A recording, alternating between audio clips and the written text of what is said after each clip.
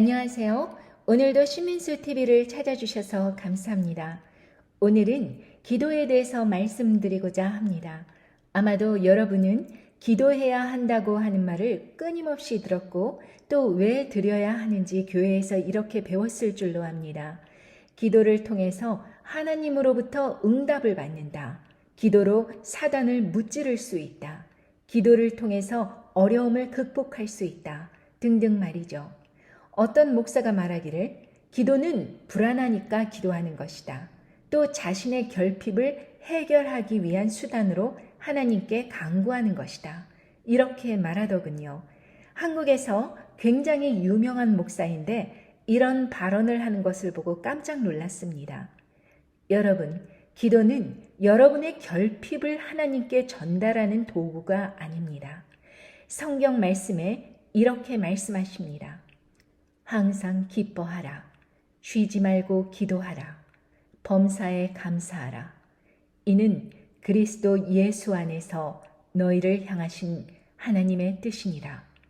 성령을 소멸치 말며 예언을 멸시치 말고 범사에 헤아려 좋은 것을 취하고 악은 모든 모양이라도 버리라. 자, 그 목사의 말대로라면 혹은 세상교회가 가르치는 교리대로라면 쉬지 말고 기도하라는 뜻이 쉬지 말고 내 욕망을 하나님께 전달하라는 그런 뜻이겠네요.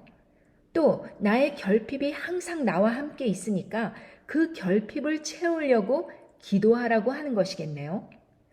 그들이 이런 말을 하는 이유는 하나님을 신학으로 배웠지 자신의 삶에서 성령님을 실제로 경험하지 못했던 까닭입니다. 전 감히 여러분께 이렇게 말씀드릴 수 있습니다. 그들이 이렇게 성경 말씀에 근거한 해석이 아닌 이런 해석을 내놓는 이유는 끊임없이 자신들의 기도가 응답받지 못했으며 따라서 기도의 필요성에 대해 절감하지 못했기 때문입니다. 또 그런 자들의 말이 세상 그리스도인들에게 먹혔던 이유 또한 거듭남의 체험이 없는 가짜 그리스도인들이 너무나 많아서 공감대를 일으켰기 때문입니다. 그렇지 않습니까? 저는 다른 것은 모르겠고 거듭난 그리스도인으로서 제가 왜 하나님께 기도드리는지 그것을 말씀드리겠습니다. 전 여러분도 아시다시피 진로를 위해서 심하게 갈등했던 사람입니다. 제가 미국 대학에서 정치학을 전공하고 미국 시민권을 받았던 이유도 미국 연방정부에서 일하고 싶었기 때문입니다. 그때 당시 제 눈에는 그게 멋있어 보였어요. 남들도 우와 할 만한 일을 하여서 요셉같이 하나님의 영광을 세상에 드러내고 싶었기 때문입니다. 동기가 그렇게 불순했던 것도 아니었지만 하나님께서는 제 기도를 응답해 주시는 대신에 남들의 무시를 받는 세일즈 일을 하게 하셨습니다. 저는 그 세일즈 일을 억지로 거부하고 정부의 이력서를 돌리기를 멈추지 않았습니다. 제가 사는 곳은 워싱턴 DC에서 20-30분 거리라서 동네 사람들이 거의 정부 직종이나 관련 산하기업에서 일하는 사람들이 태반이었습니다. 그저 누구나 지원하면 일하는 그곳을 저는 받지 못했던 것입니다. 제가 기도를 안 했을까요? 저는 하루에 1시간에서 2시간씩 기도하였습니다. 무릎을 꿇고 머리를 땅에 조아리고 말이죠. 그리고 1-2시간씩 같은 기도 제목으로 매달리는 겁니다. 회개도 해보고 소리도 질러보고 발버둥도 쳐보았습니다. 그러다가 안 되겠다 싶어서 이력서를 한 무더기 들고 DC 한복판으로 무작정 걸어 나갔습니다. 건물마다 들어갔습니다. 법무청, 교육청, 닥치는 대로 일단 들어가 이력서 한 장 내밀겠다고 그 난리를 치는 것입니다. 당연히 건물의 그 보안 담당자가 허락을 하지 않고 건물 바깥으로 쫓겨나기도 하고 누가 이기나 보자 이런 식으로 막 치고 들어갔습니다. 어떤 건물에서 정부에서 운영하는 방송국이 있더군요. 저는 한국 방송국도 그 자리에 있다는 사실을 알고서는 예전에 KBS에서 일했던 경력을 말하면서 간신히 시험을 치르게 되었습니다. 4차까지 시험을 치르고 합격하여 계약직으로 방송국에서 직장을 얻었습니다. 11월 초에 직장을 잡았습니다. 월급은 쥐꼬리만 했지만 일단 직장을 잡았으니 차도 한 대 뽑았습니다. 일을 가기 위해선 기차역까지 도착해서 차를 주차하고 기차를 타고 한두 정거장을 걸어서 출근을 하였습니다. 그렇게 소요되는 시간이 가고 오고 3시간 걸렸습니다. 그렇게 남들이 쉬는 추수감사절에도 일을 나가고 크리스마스에도 일을 나가고 연말 연시에도 꾸준히 새벽 6시 반에 집을 나서서 일을 나갔습니다. 당시에 직장을 관두고 집에서 살림하던 남편에게 아기 둘을 맡기고 생활 전선으로 그렇게 뛰어들었습니다. 최선을 다해 일했습니다. 점심은 거의 매일 컵라면으로 점심을 싸갔습니다. 기차역에서 하나님께 기도했습니다. 오늘의 피와 땀이 결실을 이루어 계약직이 아닌 평생 직장으로 그렇게 일하게 해달라고 기도하였습니다. 1월 31일 한국방송 담당 국장이 저를 불렀습니다. 신민수 씨, 그동안 수고했어요. 내일부턴 일 나올 필요 없어요. 본인이 계약직인 건 알고 있죠? 네, 그렇게 됐어요. 자리 돌아가서 오늘은 일찍 퇴근해도 좋아요. 내일부턴 일 안 나와도 좋습니다. 알고 보니 딱 3개월. 직원들이 한둘씩 한국 방문으로 놀러 나가고 연휴라고 휴가 받고 했던 그 빈자리를 급하게 채울 용으로 저를 이용한 것이었습니다. 그렇게 마지막 일을 마치고 기차를 타는데 갑자기 수입이 끊기고 나면 나와 내 아이들 휴직하고 있는 남편 일을 어쩌나 싶어서 어지러워 쓰러질 것만 같았습니다. 간신히 기차에 올라타서 깜깜한 창문으로 나를 바라보는데 흐르려는 눈물을 너무 참고 참았더니 얼굴에 실핏줄이 터져서 눈과 코가 갑자기 퉁퉁 부어버리는 것이었습니다. 이 모양을 바라보면서 눈물을 너무 참으면 이렇게 되는구나 라는 생각을 하였습니다. 그러다가 하나님, 전 이 일자리가 주님이 주신 기도 응답인 줄 알았습니다. 그렇게 열심히 남들 휴가 땜빵해주고 얻었다는 결과가 고작 이것인가요? 하나님, 전 어떻게 해요? 전 그나마 있던 믿음조차 흔들리려고 해요. 하면서 무슨 정신으로 왔는지 집에 돌아왔습니다. 남편에게 모든 이야기를 하였더니 오히려 제 탓을 하면서 일을 야물딱지게 못해서 쫓겨났다며 오히려 화를 내었습니다. 이튿날 남편은 한 허름한 자동차 딜러 앞에다가 저를 내려놓더니 직장을 구해오라며 차를 몰고 사라졌습니다. 그 말에 따라 자동차 매장 안으로 들어가 매니저라는 사람을 붙들고 이력서를 주었습니다. 그 사람은 저를 위아래로 흩어보더니 경력 없는 사람은 뽑지 않는다며 가라고 하였습니다. 오기가 생겨서 얼마 전에 제가 차를 뽑았던 자동차 매장에도 찾아가 차를 판매했던 한국 여자를 만나기 원했습니다. 그 여자는 안내원을 통하여 나보고 기다리라고 해놓고서는 2시간이 넘도록 만나주지 않았습니다. 그 한국 여자가 매장을 여기저기 왔다 갔다 하는 걸 그저 속절없이 지켜보면서 찍소리도 못하고 기다리고 있었습니다. 그렇게 2시간이 넘었는데 갑자기 안내원이 나에게 다가와 시간이 없으니 그냥 가라고 했다. 그렇게 전했습니다. 그 당시에 제가 누구에게라도 무슨 잘못을 하지 않았음에도 하나님은 그처럼 저를 낮추시고 또 낮추셨습니다. 그렇게 자존감이 바닥날 무렵 저의 모습조차 변해가기 시작했습니다.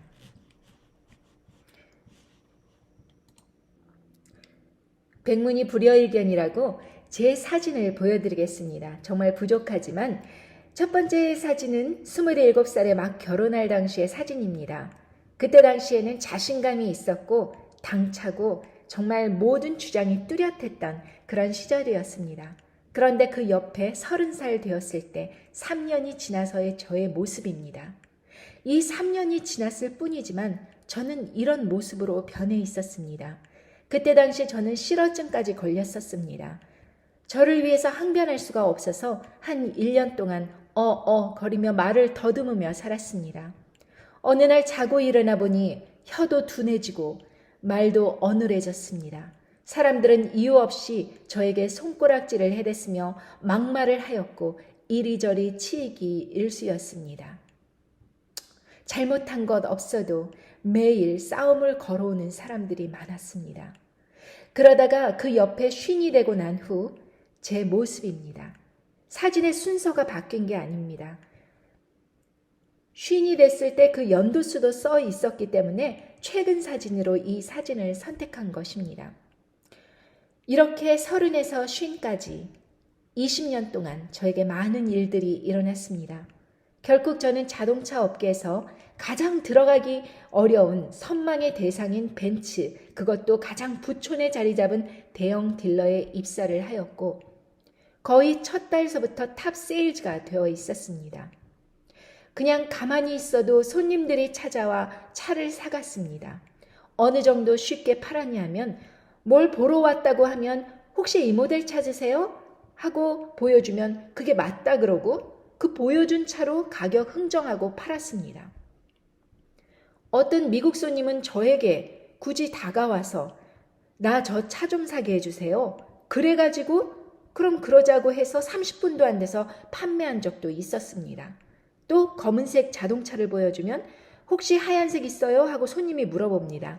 아, 며칠 전에 들어온 게 하나 있는데요. 보실래요? 그러고 보여주면 또 그걸 삽니다. 그게 다입니다. 그냥 하나님께서 준비된 손님들을 보내주시니까 저는 입사하자마자 탑 세일즈가 되었고 자동차 업계에서 유명한 인사가 되었습니다. 모두 다 남자 동료 세일즈맨들, 정말 미국에서 가장 성공한 모습으로 있는 그런 미국인 남성 동료들이 쫙 있는데 그 가운데서 탑 세일즈를 하면서 제 이름을 모르는 사람이 없을 정도로 저는 자동차 업계에서 그렇게 유명해졌습니다. 지금 생각해봐도 제 실력이 아니었습니다. 제가 나중에 아무리 경력을 쌓은 후에라도 그때처럼 한 달에 20개씩 막 팔지는 못했습니다. 그때 저는 하나님께 기도드린다는 걸 굉장히 오래 깊게 생각했습니다. 어차피 내 뜻대로 이루어 주실 것도 아니면서 왜 기도하라고 하시지? 기도 응답이 없거나 거절되면 오히려 믿음이 약해질 텐데 왜 쉬지 말고 기도하라고 하시지? 사람들 앞에서 높여달라고 기도했는데 오히려 낮추시고 무시받고 괴롭힘 당했는데 그 기도의 목적이 도대체 무엇일까? 등등 이러한 질문들이 끊임없이 뇌리에서 뱅뱅 돌았습니다. 그리고 깨닫게 된 것이 이것입니다. 기도는 내게 선물 보따리를 한 움큼 달라며 하나님께 조르고 요구하는 게 아닙니다. 그것은 기복신앙적인 다른 종교에서도 다 찾아볼 수 있는 것입니다. 거듭난 그리스도인들의 기도는 나를 준비시키는 과정입니다. 무엇을 위해 준비하느냐? 하나님의 아들로서, 천국 시민으로서 준비시키는 그 과정입니다. 성령 충만하지 않는다면 모두 다 세상 것을 달라고 외치게 돼 있습니다. 그게 급해 보이니까요. 그게 당장 중요해 보이니까요. 그런데 아십니까? 오늘 죽는다 할지라도 내가 항상 기뻐하고 감사할 수 있는가? 그 죽는 순간조차도 기도할 수 있는가? 바로 그것이 문제입니다. 기도가 마치 나의 호흡처럼 그렇게 편해져야 하고 생명의 끈처럼 그렇게 간절해져야 합니다. 기도하면 하나님과 연결이 되니 그것이 내 영이 행복한 것입니다. 세상은 이처럼 어둡고 희망 없고 가치 없고 나에게 어떤 뚜렷한 성과를 요구하면서 마구잡이로 닥달해대지만 그 폭풍 같은 삶 속에서 고요하게 기뻐하고 감사하고 기도하는 삶이 바로 우리를 향하신 하나님의 뜻입니다. 사람들이 배척하고 멸시하고 외롭고 사막에 버려진 것 같이 쓸쓸한 상황에서도 빵 한 조각 주신 걸로 인해서 감사하고 기뻐하고 그리고 그것으로 기도하는 것입니다. 그것이 성령으로 거듭난 사람의 기도입니다. 그걸 전 깨달았습니다. 그 기쁨을 전 누구에게라도 어떤 환경에서라도 빼앗길 수 없습니다. 그리고 남들이 저로부터 그러한 기쁨의 기도를 빼앗을 수 없습니다. 저는 하나님의 것이고 하나님이 저의 주인이시기 때문입니다. 여러분도 기도를 바라보는 시각을 오늘부터 바꾸시기 바랍니다. 그 기도는 억대 연봉 직장보다도 더 훌륭한 그런 가치가 있고 자녀가 하버드 대학 들어가는 것보다도 더 큰 의미가 있으며 대통령으로서 남들을 지휘하는 것보다도 더 귀하고 소중합니다. 그리고 무엇보다도 기도의 기쁨은 누구나가 원한다고 갖게 되는 것이 아닙니다. 청함을 받은 사람은 많지만 택함을 얻은 사람은 적다고 하신 말씀처럼 이 중에 아주 극소수의 분들이 이 믿음을 깨닫고 실천할 수 있습니다. 저는 당신이 그 극소수의 사람 중에 하나가 되기를 바랍니다. 이 채널의 대상은 모든 사람을 위한 것이 아닙니다. 선택받은 그 사람들, 그 사람들이 끝까지 세상에서 그 믿음을 지키다가 하나님께로 돌아갈 수 있도록 하기 위한 아주 특별한 채널입니다. 그러니 여러분 중에서 혹시 본인이 그 선택받은 사람 중에 하나라고 생각되신다면 꼭 구독해 주시기 바랍니다. 그리고 부탁드립니다. 그래서 우리 모두 함께 이 외롭고 좁은 길을 주님 안에서 걸어가기를 기다리겠습니다. 그리고 다음 순서에는 방언 기도에 대해서 말씀드리겠습니다. 이 방언 기도는 너무나도 중요한 의미가 있습니다. 그래서 여러분들께 끝에 방언 찬양으로 끝을 맺겠습니다. 감사합니다.